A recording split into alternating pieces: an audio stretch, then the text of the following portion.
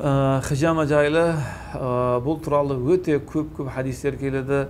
Мен мына хадисті айтқым келеді. Хижаманың пайдасы туралы, біздің мазхабта хижама алудың сүннет екенін, пайғамбар саллаллаху алейхи вассалам хижама алдыру ол мұсылманға шифа болатын туралы хадистер келеді. Тіпті пайғамбар саллаллаху алейхи вассалам Миғраж кешінде көтерілген кезде, мен дейді Аллахтың құзырынан намазды алып түсіп жатқан кезде, әрбір аспан есіктеріне түскен кезде, әрбір періште мына сөз айтты дейді: ей Мұхаммед, сенің үмметіңге Аллах тағала намазды рухани, яғни рухты қуаттау үшін, Аллахтың разылығына жеткізу үшін Аллах тағала осы амалды бұйырды.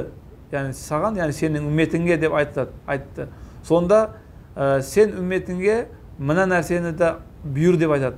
Қан алдыруды, осы хижаманы әрбір аспан есігіне түскен кезде әрбір періште осы нәрсені айтты деген риуаяттар келеді. Бұдан мақсат хижама алдыру, әлбетте ол шариғатта жақсы амал, сүннет амал. Бұл туралы дәлелденген, ол медицина жағынан да дәлелдеген. Тіпті пайғамбар саллаллаху алейхи вассалам басынан немесе шекесінен осы қан алдырған туралы да риуаяттар келеді.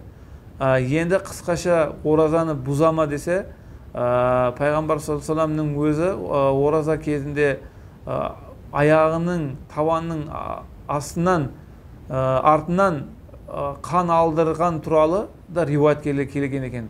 Ораза кезінде, ауыз берік кезде мұхаддистер бұл хадисте сахи жолдармен келеді. Сондықтан хижама алдыру оразаға ешқандай зиян жоқ. Ол ешқандай оразаны бұзбайды.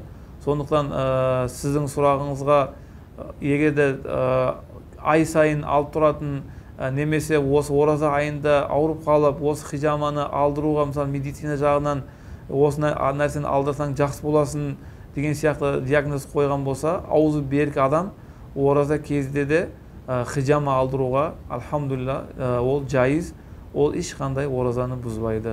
Алла тағала тұтып атқан құлшылықтарымызды қабыл етсін.